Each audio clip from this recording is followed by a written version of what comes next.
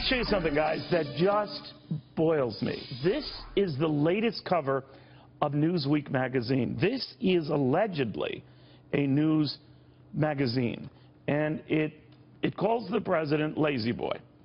I read the entire article. I read the folks it quotes in that article, and I got to tell you, this is off the charts bizarre, unfair to the President of the United States. And remember, you're hearing this from someone for whom the president really doesn't have high regard, doesn't come on this show. That's okay. I feel a little vulnerable sometimes, but he's free to feel that way. Sometimes I hate myself. But I digress. This cover purports to say that the president, 6 months in, is already a failure. That for the love of Lincoln, quoting this article, someone tell him forget tax cuts and Muslim bans. He should be out there paving I-95 and slapping fresh paint on the Chesapeake Bay Bridge. But to that lazy boy analogy you see on the cover, it gets only better. So he sits and stews like Al Bundy, the shoe-selling protagonist of Married with Children, the sitcom of roiling white discontent that predicted Trump better than any political scientist or pundits. They're not done with the Bundy analogy. Trump's approach is the approach of Al Bundy. It begins in rage. It ends there, too. Both the resident and the shoe salesman are driven by their unreasonable demands and unsoothable grievances to the couch where they sit in front of the television stewing. It gets better. It gets better. And I say this because this is Newsweek. Newsweek, okay? If you are one of the millions of Americans counting the days until Trump is no longer president, his failures may seem like victories, except he is your president, and nobody wants to live in a nation in decline, a superpower devolving into a laughingstock. All right. I have some great guests on this. I do want to remind you of quick things. I have no axe to grind here. How many times have we criticized this president? How many times have we criticized and praised his predecessor? We're fair and balanced here. We practice what we preach. And by the way, we do that because we've got a lot of hours. I'm on 3 hours a day between Fox News and Fox Business. I figured there are, what, 3 24-hour business stations? There are 3 24-hour news stations. We have time to get into the collusion charges, time to get into whether Donald Trump lied about certain things. Plenty of ammo there. We get into it all here. But we also have time to look at the things apparently Newsweek did not. Just a quick cursory review. Toyota and Mazda are building a new $1.6 billion facility. That's going to create 4,000 new jobs.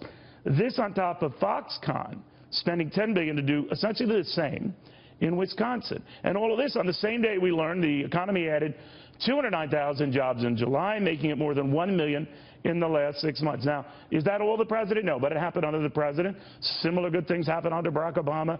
All the media would naturally credit Barack Obama. It flips the other way, too, if it doesn't go your way. Jobless claims are at their lowest point in 28 years.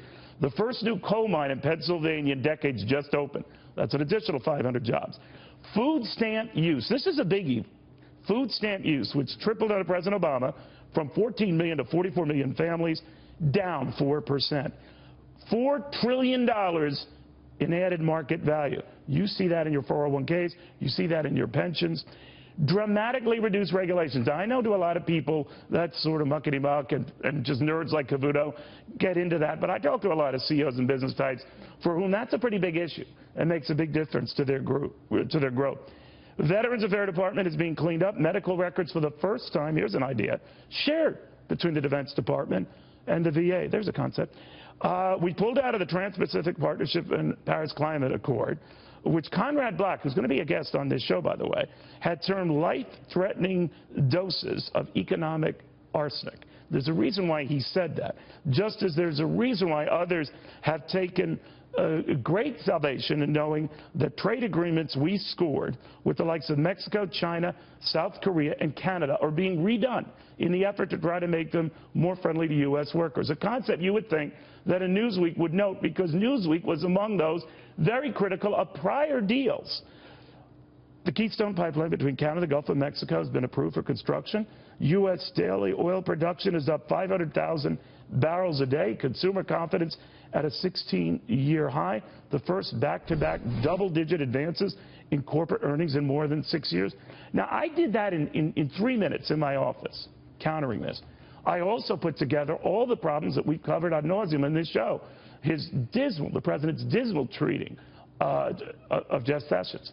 The lack of loyalty that he commands from his staff because he seems to show very little toward his staff. His propensity to exaggerate the truth. His needless fighting and distractions on tweets that miss the mark. I've covered all that. Just like I've covered all the good stuff I just alluded to. That's news, that's balanced, that's fair. And again, I stress, this on a president who's not a fan of this show, even though he did wish me well when I had my heart operation. Now, my point here, guys, is not to prattle on and on, even though I have. But remember, Varney took about 8 seconds from me. My point here is to say, when you see covers like that, I wish I had the physical copy because my floor director, he's in great shape, but I love seeing him run back and forth as I throw it all over the place. That's obscene. You know, people whip on Fox when we're charged with doing this kind of stuff, and they can't even see it in front of them when the President of the United States, who's 6 months into office, is on a lazy boy eating chips and clueless to the world. And that might be your opinion. You might really be of that opinion. By the way, there's nothing wrong with sitting on a lazy boy and eating chips. That is my life. But having said that, to then criticize him for watching 5 hours of television a day, a producer of mine was reminding me, yeah, he gets up at 2 or 3 in the morning, so his 5 hours might be different than your 5 hours. And by the way, if it's watching Fox Business, all is forgiven. My point, my friends, is that this article has no point. It's in a news magazine, and impressionable people who don't know anything about mainstream media bias might be led to the conclusion that the president is a total waste, just like they might have been led to that impression in the first 6 months to 1 year of Ronald Reagan's administration, when the media was similarly harsh and saying he was a guaranteed one-termer, just like they were similarly dismissive in the first year of Abraham Lincoln's administration, saying he was losing the war and didn't have a clue. I believe Lincoln did okay. I believe Ronald Reagan did okay. It is way too soon to say whether Donald Trump will do okay and be okay. But for me, this kind of treatment, not okay. And it will confound everything and everyone if it's accepted as fact. And why do I fear it could be accepted as fact? Because it was in a magazine called Newsweek. You know what it should be called? News that's very weak. You get it? How all right. I'm done.